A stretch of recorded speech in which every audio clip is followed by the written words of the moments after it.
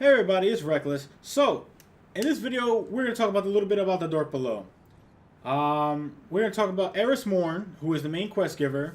We are going to talk about the Crucible, the strikes, the raids, the weapons, the armors, and the new story that is actually coming into play. Now, after all that's all said and done, I'm going to give you a setup of mine that I would actually go into the story mode with first before actually doing the raid. Now, if I'm correct, you have to actually do the story before you even unlock the raid. Or at least that's what's been said. According to Bungie and several other sources, the hard mode of The Dark Below will not be able to be played until January. I'm guessing because it's going to be extremely hard and people are going to be actually having a hard time doing the normal part of the raid itself. So, Eris Morn. Her story is apparently her and a couple of other Guardians went to the moon to fight Crota and lost, like, horribly. She has spent several years hiding in the tunnels of the below, waiting to get her revenge. And as of today, which is 12:09 on Tuesday, December 9th, she will actually get her revenge. Obviously not right now. Now, Eris is a vendor that is located here on the tower, and we are going to show you her location on the map first. As you can see, she's going to be in this corner right here. Now, given from several other videos that I've actually seen, she is actually going to be upstairs in this area on the tower. So we're going to go to her exact location. And I think D-Spikes is actually going there. I got the message.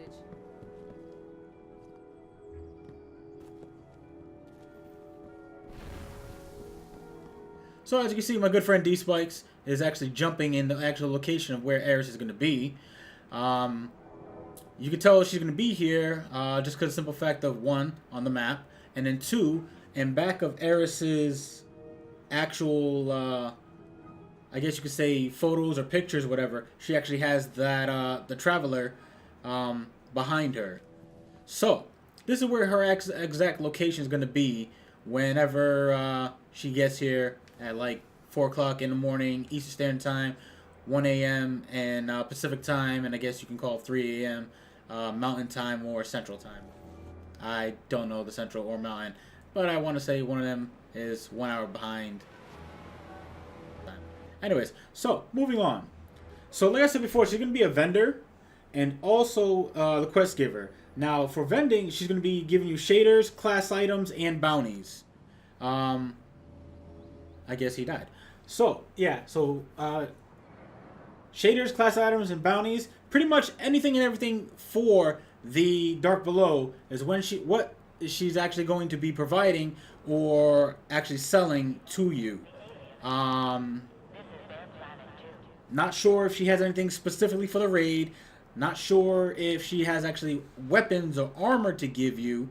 However, I do know that the Vanguard and Crucible quartermasters will have new weapons, new armor, new everything for those who actually did pre-order the Dark Below. Now, as for, it's gonna get a little change of scenery real quick.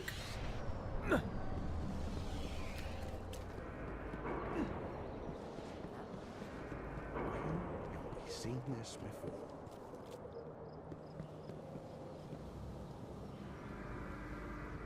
So, as for the Crucible, as I said before, there's gonna be a whole bunch of new weapons.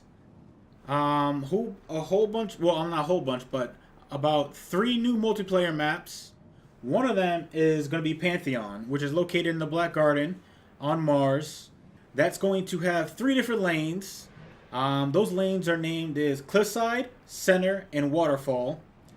The next map is going to be called Sky Shock, which is on old Russia, Earth, and that's going to be more of a vehicle map. And I have no idea who this Preston guy is following me. It's kind of weird and kind of creepy and kind of looks like a little pedophile. Anyways, and the last map is going to be called the Cauldron, and that is on the Ocean of Storms on the moon. And just like Pantheon, that's also going to have 3 areas that you can call out easily, which is going to be the Bone Room, the Bridge Room, and the Altar. As for the strike, not much is said about it. However, there are a couple of other videos that are out there. But the strike will be integrated into the storyline for The Dark Below. As for the raid, which is called Crota's End, just like the just like the Vault of Glass, you're gonna start off with the wonderful descent. During this, I'm guessing during the boss fights, just like the Vault of Glass, you will have gear drops, weapon drops, all on bosses. So it's going to be pretty interesting getting through those. And obviously, the last actual boss is going to be Crota himself. Now, I've heard rumors that there's going to be like some point in time where Crota's actually going to be chasing you with the sword. Not sure if that's actually true or not. That could be all speculation, but I've heard that. Now, as for some of the new weapons, as for the exotics, you have the Necrochasm, which is an arc damage auto rifle.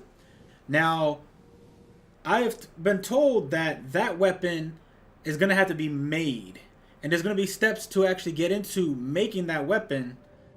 And you're gonna need the raid to actually start that, or get parts from the raid to actually make this weapon. Another exotic is going to be No Land Beyond, which is a kinetic sniper rifle that you can use in your primary slot. So that's going to be pretty interesting. I've seen a little bit of gameplay on Datto's YouTube page, so I would definitely check that out if I were you.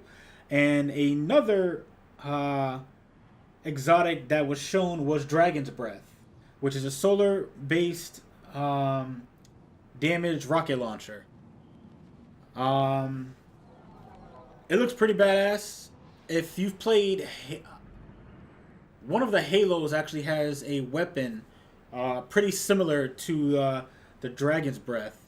I don't remember which exact Halo, but yeah. Real quick, while these spikes is dancing, and hopefully he's not paying attention, we're gonna go change scenery again, just to make this video interesting and not just in one little area.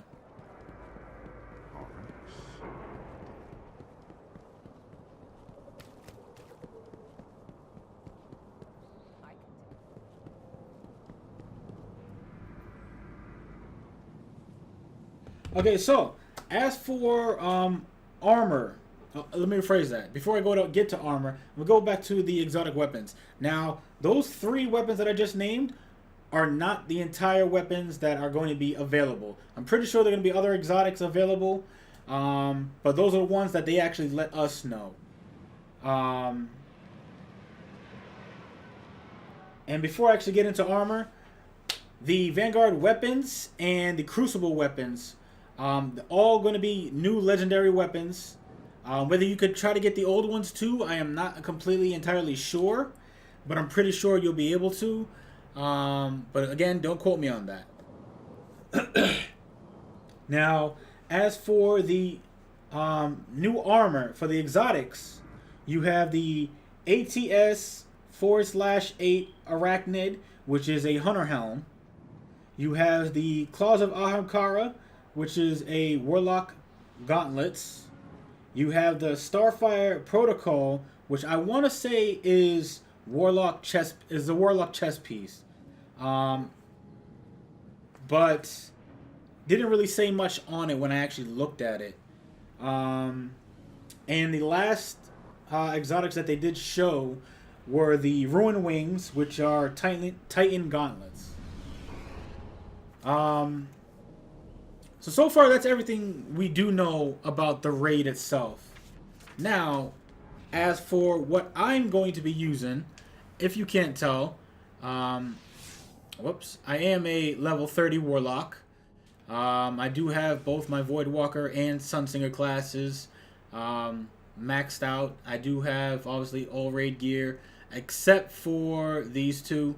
I've been doing, I have raid gear right there. Same thing with this. But a lot of people just have raid gear to have raid gear. You know, the raid gear that I got doesn't have the stats that I want. And what I mean by stats is the light, intellect, discipline, and strength. I'm trying to get a nice build that doesn't primarily focus on one specific stat.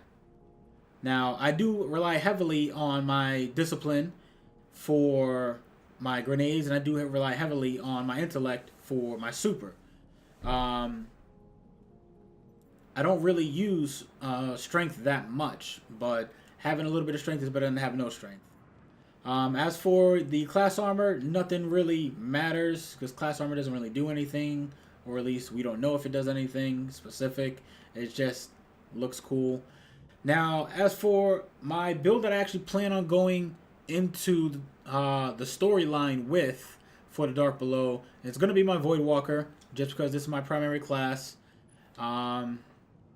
This is pretty much what it's going to look like. I do go with Axiom Bolts. I do like Blink for my jump. I do use Shatter for my Nova Bomb. I do the whole energy drain soul rip thing. I use Arcane Force. However, I might change to Arcane Spirit. I'm not entirely sure. I would have to see how things go first. I do use Annihilate, which increases the size and explosions created by Nova Bomb and grenades.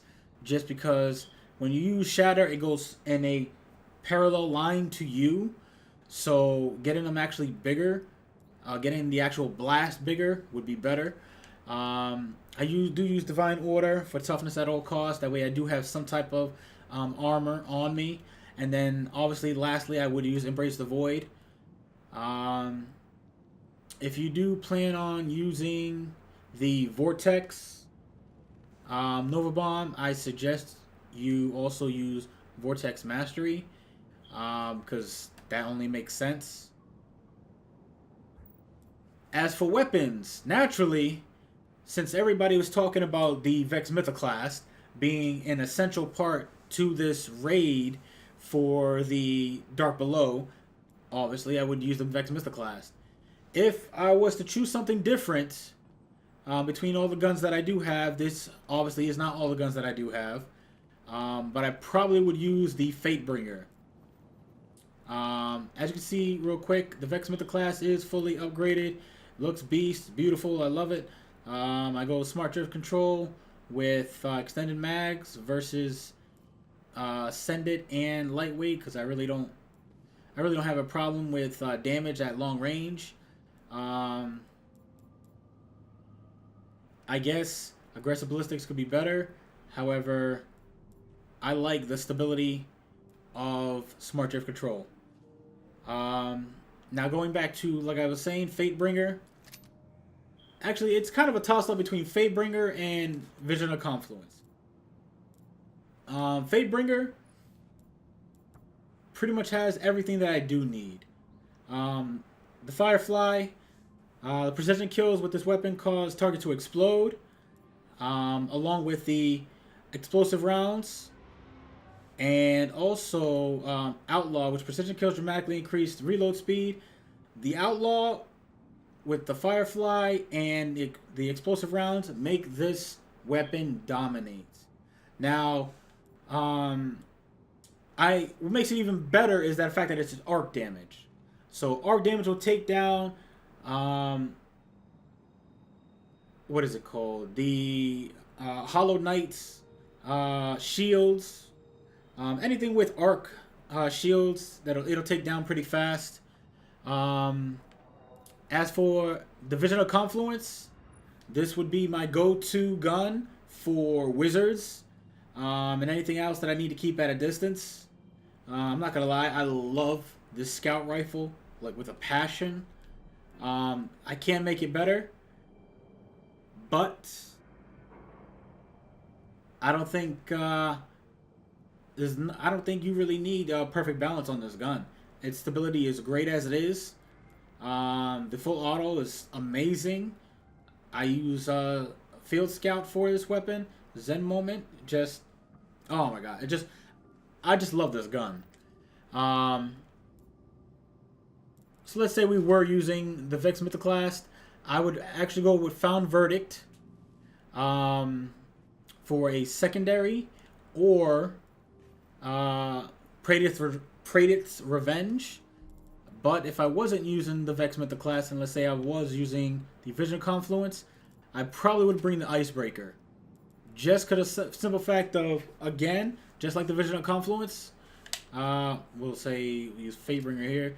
Just like the Vision of Confluence, an Icebreaker, maxed out, does excruciating damage. So definitely would want that. As for a heavy, we'll say we'll go back to the Found Verdict. My choice for heavy would either be the Yellowhorn. This is extremely debatable. However, it's not really that debatable. But the Yellowhorn is at right now, pre the Dark Below, is the best rocket launcher in the game. Possibly the best weapon in the game, and it's because of Wolfpack rounds. Wolfpack rounds says rounds fired from this weapon split into tracking cluster missiles upon detonation, and this weapon dominates. You can take Atheon down in seconds if everybody in your team has Yellowhorn with Weapons of Light active. You could take down Atheon within at least 17 seconds in one round of going through the portals. I've seen it done. There's YouTube videos out there. This weapon is amazing. And if not the Yellowhorn, I definitely would use Joler's Hammer. And this is a Iron Banner weapon. I see it like this. Any machine gun that actually has like perfect balance on it to make the stability like not even move is amazing. All around, this is an amazing machine gun. I would use it. Plan on using it.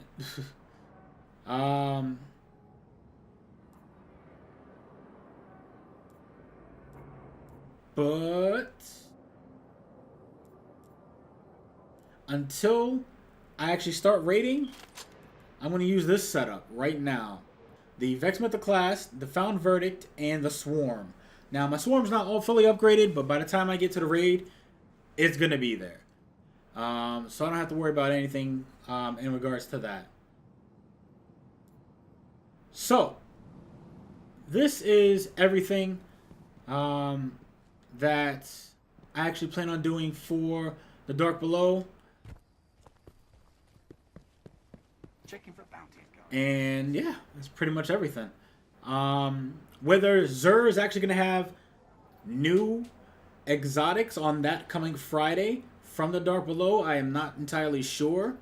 Or if he might just have exotics that we had previously. However, I still know that the... Bounty, one Horn Devils Captain. Oh, I'm sorry. I still know that one exotic that actually has yet to appear in Xur's little arsenal, and it should appear. Oh, sweet. Right now. It should appear because there's many sources that actually say that it's priced at 13 strange coins, is the Skull of Daya Ahankara. And that is the Warlock Helm. However, it is rumored that other exotics or legendaries are coming out that it will be better than the Skull of Dire Ahamkara. Therefore, if it does, then I probably would be getting that too. Or doing my best to grind the game out to get that. So far that's everything we know about the Dark Below.